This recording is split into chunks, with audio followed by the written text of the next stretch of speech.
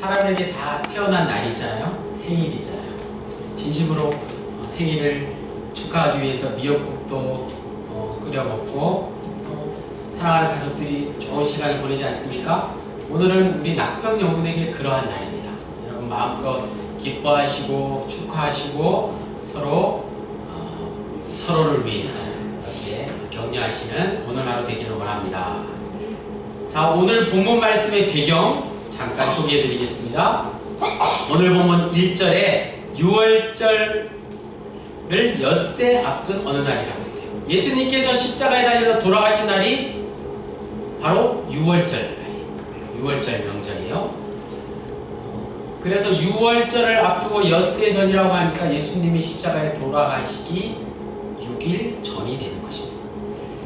예수님 일행이 예루살렘에서 가까운 베다니라는 마을에 오셨어요. 예루살렘에서 베다니까지는 그리 멀지 않은 거리였습니다. 그곳에는 우리에게 너무나도 친숙한 마르다와 마리아가 그의 오라버니 나사로와 함께 살고 있던 그런 마을이었어요. 2절에 보면 마르다는 오늘도 여전히 무엇을 하고 있었나요? 일을 하고 있었어요. 우리가 읽은 본문 2절에 보면 마르다는 예수님이 오실 때 열심히 부엌 일을 하고 또 집안일을 하고 있었겠죠? 늘 그러한 모습이었습니다. 나사로는 예수님과 함께 마주 앉아서 오손도손 담소를 나누고 있었겠죠? 여기까지는 어디서나 볼 수 있는 그런 아주 행복한 일상의 모습입니다. 그런데 마리아가 무엇을 하고 있었을까요? 오늘의 주인공은 바로 마리아입니다. 여러분, 이 마리아의 향유 옥합 이야기는 우리가 잘 알고 있는 말씀인데 오늘 요한복음 본문을 통해서 마리아의 향유 옥합 이야기, 향유 옥합 사건을 확실하게 한번 정리해보는 시간 되기를 원합니다. 이 일상이, 평화로운 일상이 마리아에 의해서 깨집니다. 마리아가 갑자기 나사로와 담소를 나누고 있는 예수님에게 기어와서 엉금엉금 기어와서 최고급 향유 나드 한 근, 나드라는 아주 귀한 그 향유를 한 근이나 가져다가 예수님의 발에다가 붓고 그걸로 끝낸 것이 아니라 그 여인의 머리 엄청 길었겠죠? 그 머리를 풀어서 그 머리로 향유를 닦았다고 했어요. 예수님의 발을 닦은 것입니다. 그 물기가 닦일 정도로 머리털로 닦았으니 얼마나 귀한 그런 행동이었겠습니까? 곧 향기가 그 나드 향에 진동하는 그 아름다운 향기가 온 집안에 퍼졌습니다. 당시에 이러한 향유는 혼수품으로 결혼할 때나 아주 특별할 때 정말 비싸고도 귀한 그런 향유로 사용됐던 것이죠. 예수님이 아무리 귀한 손님이라고 할지라도 한 번에 그 비싼 나드 향유를 전부 예수님 발에다가 쏟아 부었다는 것을 여러분 어떻게 생각하세요? 그 현장에 계셨다면 놀라지 않았을까요? 마리아를 보고 철없는 행동이라고 생각하지 않았겠습니까? 더군다나 동네 사람들이 다 모인 가운데 젊은 여자가 긴 머리털을 풀어 헤치고 한 남자에게 다가가서 그의 발을 닦는 행동 또한 예사롭지 않습니다. 어떤 사연이 있었기 때문일까요?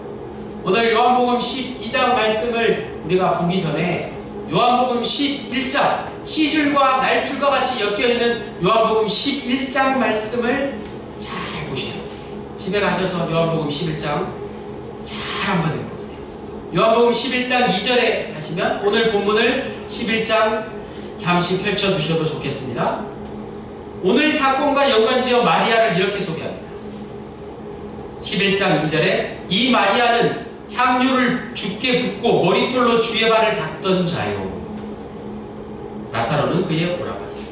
11장에서 이미 마리아가 누구인지를, 마리아가 어떤 행동을 할지를 먼저 얘기한 것입니다. 그리고 병든 나사로가 죽은 이후에 마리아는 예수님께 사람을 보내어서 도움을 요청하는 이야기가 나옵니다. 요한복음 11장 8절에 그러자 제자들이 예수님을 보고 랍비여, 지금도 많은 유대인들이, 방금도 유대인들이 돌로 치려 하였는데 또 그리로 가시려 하나이까? 베다니에 나사로가 병들어 있다고 베다니로 가려고 하십니까? 하고 제자들이 예수님을 말린 것이죠. 예수님은 사랑하는 나사로가 병들었음에도 불구하고 곧바로 달려갈 수 없는 급박한 상황이었습니다. 이제 유대인들이 예수님을 돌로 쳐 죽이려고 하는 상황까지 이르는 것입니다. 곧 엿새 후에 실제로 예수님은 십자가에 달려 죽게 되는 운명을 가집니다. 결국에는 나사로가 죽은 지 나흘이나 지나서 예수님께서 베다니에 도착하시고 요한복음 11장 25절 말씀에 나는 부활이요 생명이니 나를 믿는 자는 죽어도 살겠고 무릇 살아서 믿는 자는 영원히 죽지 아니하리라. 이 말씀을 들려주셨습니다. 그리고는 무덤에 있는 나사로를 살려주셨습니다. 그래서 11장 이후에 이어지는 12장 말씀에 마리아 남매와 예수님과의 특별한 관계를 우리가 알고 있어야 하는 것입니다. 그래야만 오늘 본문에 나오는 마리아의 향유 옥합을 깨뜨린 일을 이해할 수 있습니다.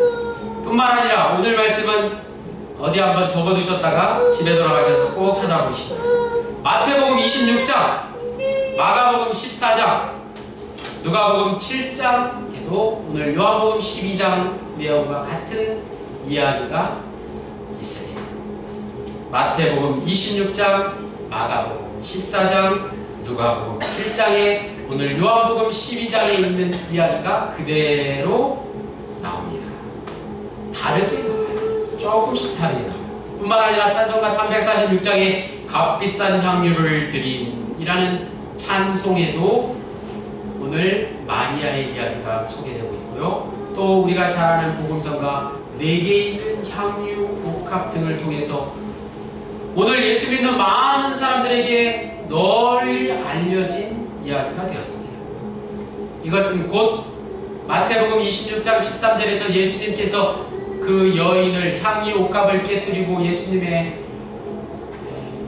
나온 여인을 가르쳐서 하신 말씀, 내가 진실로 너희에게 이르노니 온 천하에 어디서든지 복음이 전파되는 곳에는 이 여자가 행한 일도 말하여 그를 기억하리라. 예수님의 이 말씀대로 오늘 이 사건은 복음이 들어간 곳마다 어디서나 복음과 함께 많은 사람들에게 알려지게 되었다는 것입니다. 오늘 향유옥합을 드린 마리아에 대해서 우리가 구체적으로 알아보겠습니다. 나사로가 죽은 지 나흘 만에 예수님이 살려주신 그 은혜를 나사로는 오늘 예수님을 자신의 집에 초청해서 감사하고 있었겠죠. 또 마르다와 마리아는 평소에도 예수님과 각별한 사람, 예수님이 너무나도 사랑하는 그런 여인이었습니다. 하물며 죽은 나사로가 다시 살아난 이후에 마리아에게 예수님은 더욱 특별하고 절대적인 존재가 된 것입니다. 그 예수님이 오늘 자신들의 집을 찾아오셨습니다. 마리아가 내가 예수님을 위해서 할 수 있는 최선의 헌신이 무엇인지를 생각하지 않았겠습니까? 유대 지역은 먼지가 많아서 밖에 나갔다 돌아오면 물을 내어서 손님에게 드립니다. 그래서 손과 발을 그 물로 씻는 그런 풍습이 있습니다. 그런데 본문 3절에 마리아가 어떻게 했습니까? 예수님에게 물을 건넨 것 이상 마리아는 지극히 비싼 향유 곧 순전한 나드 한 근을 가져다가 예수의 발에 붓고 자기 머리털로 그의 발을 닦으니 향유 냄새가 온 집에 집에 가득하더라. 예수님의 발에다가 향유를 부은 것입니다. 같은 이야기가 소개되고 있는 누가복음 38절에도 눈물로 발을 적시고 자기 머리털로 닦고 그 발에 입 맞추고 향유를 부으니, 역시 예수님의 발에다가 향유를 부었다고 나옵니다. 사람이 행할 수 있는 최고의 예의를 보인 것입니다. 그런데 이 이야기가 사복음서에 모두 소개되어 있습니다. 그래서 마가복음과 마태복음의 말씀을 우리가 참고해 볼 필요가 있습니다. 마가복음 14장 3절에는 예수께서 베다니 나병 환자 시몬의 집에서 식사하실 때 한 여자가 값진 향유 곧 순전한 나드향 옥합을 가지고 와서 그 옥합을 깨뜨려 예수의 머리에 부으니, 이렇게 되어 있습니다.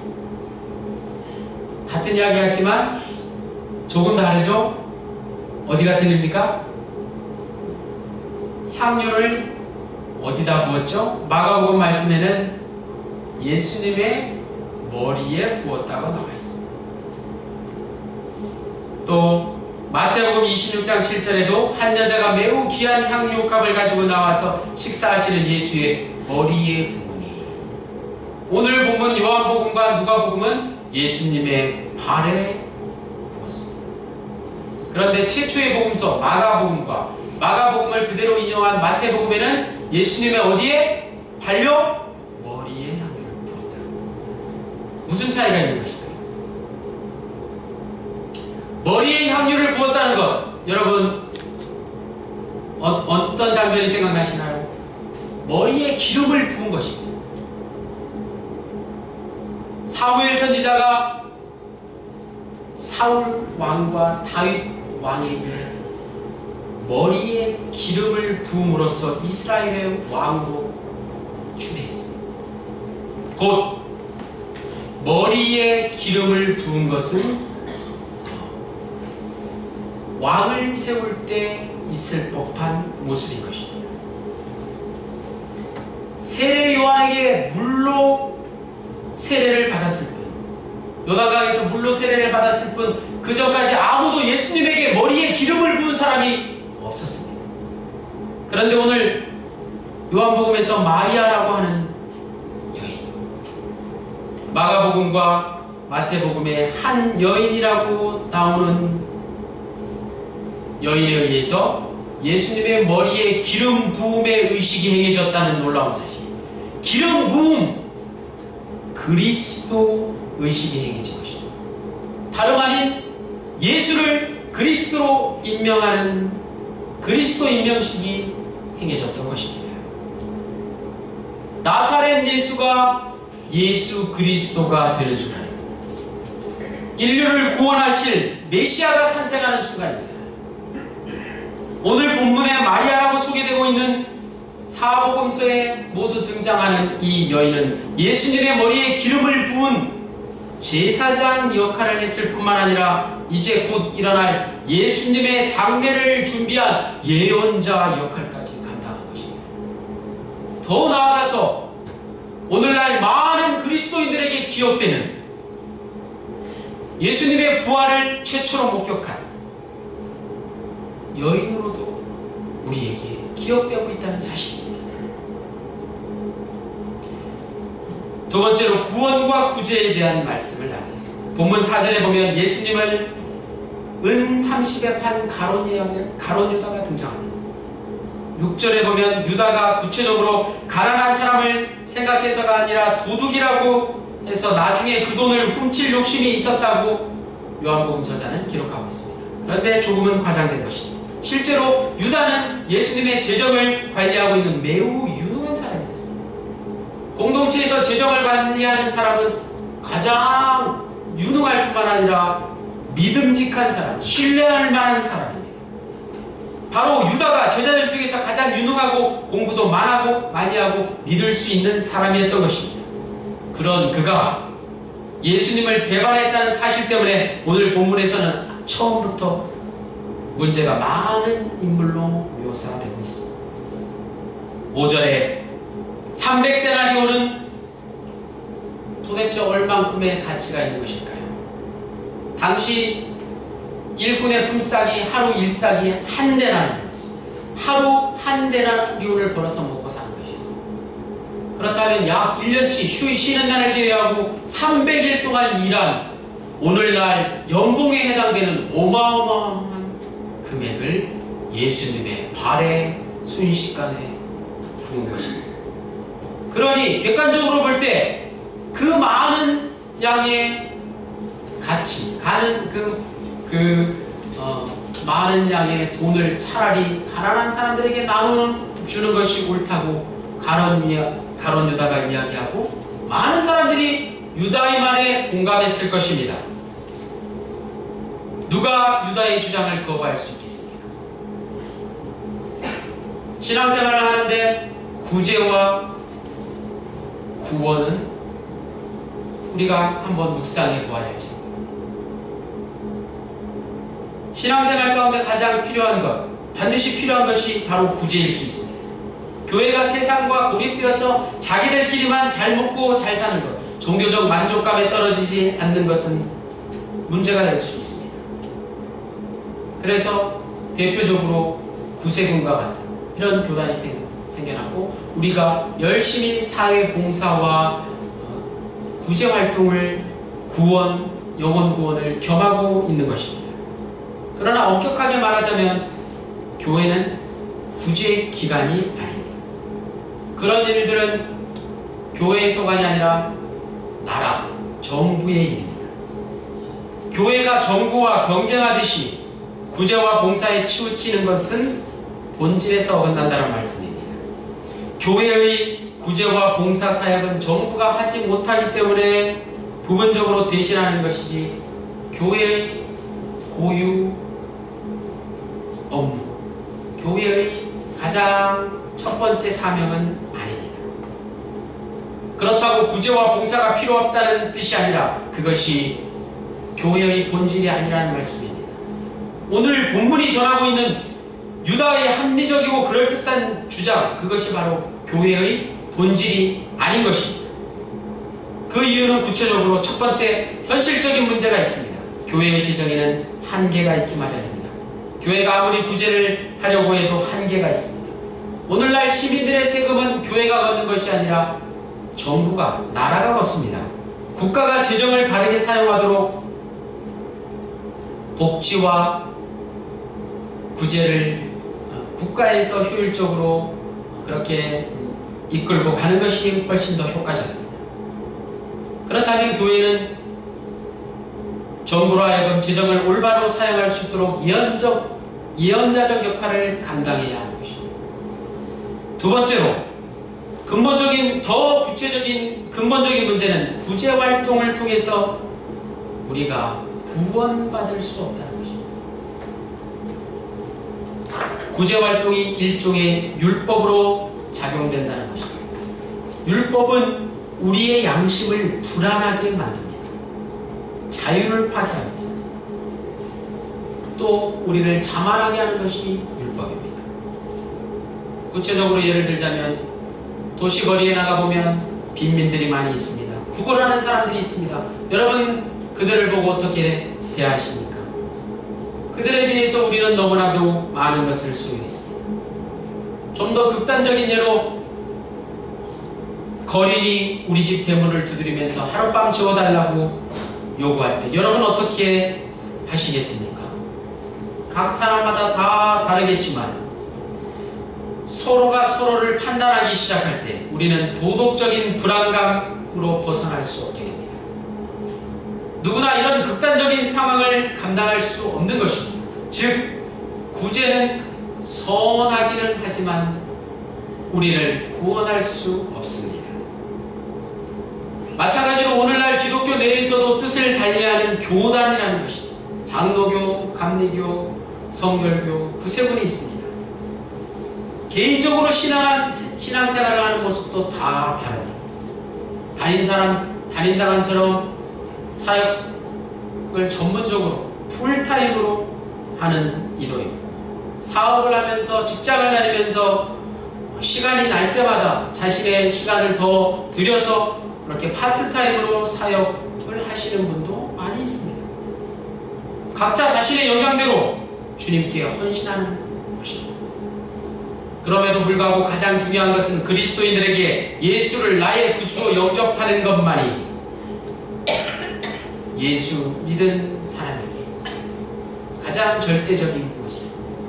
예수를 방금 믿은 사람이나 수십 년 동안 예수를 오랫동안 믿은 사람에게나 절대적인 것, 그것은 바로 예수를 나의 구주로 영접하느냐 않느냐의 문제인 것입니다.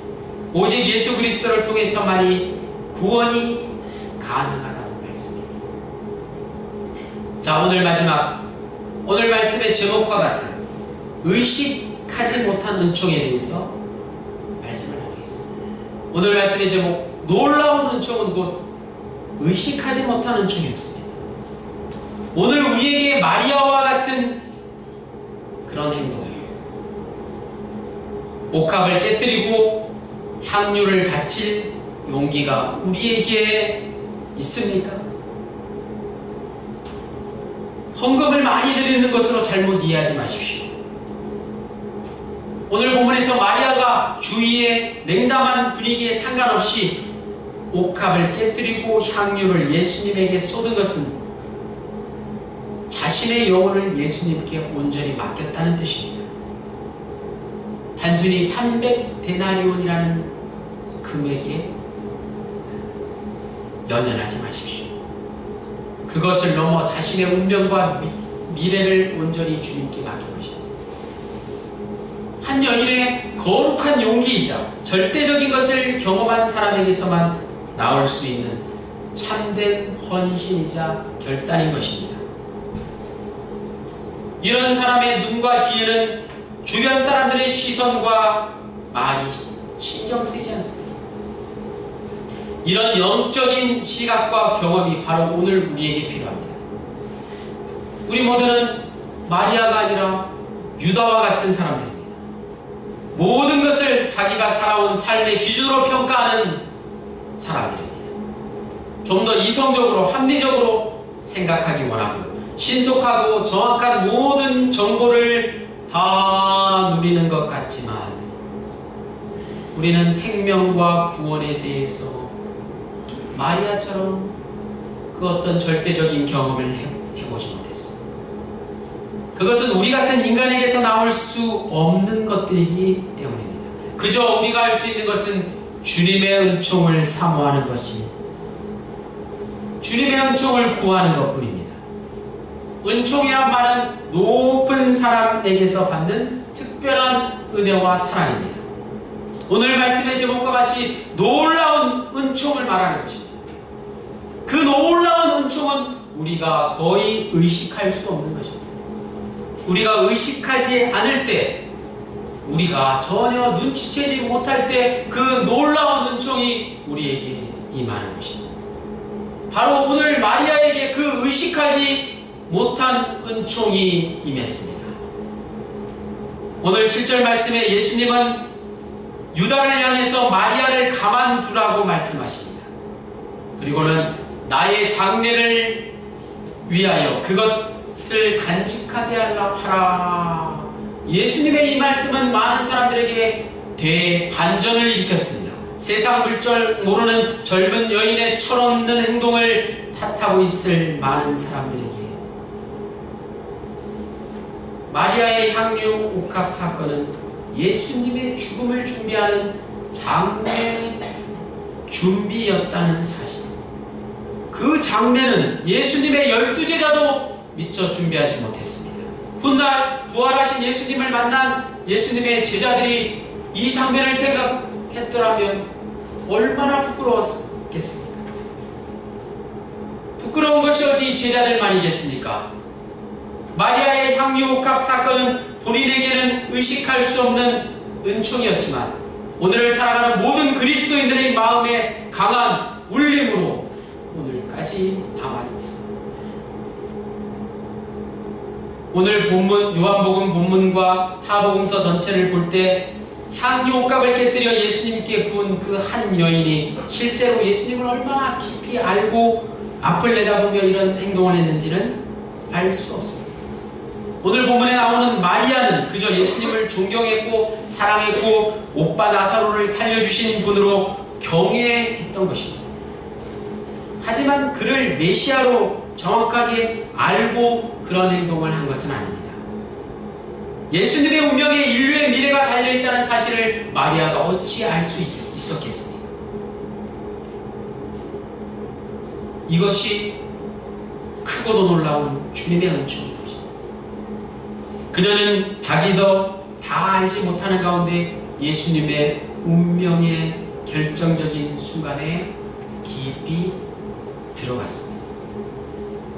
의식하지 못한 채 인류 역사에서 가장 거룩한 사건에 영광스럽게 참여하게 된 것입니다. 이 얼마나 놀라운 은총입니까? 이 놀라운 은총, 의식하지 못한 마리아가 경험한 은총이 저와 여러분 모두에게 함께 하시기를 간절히 축원합니다.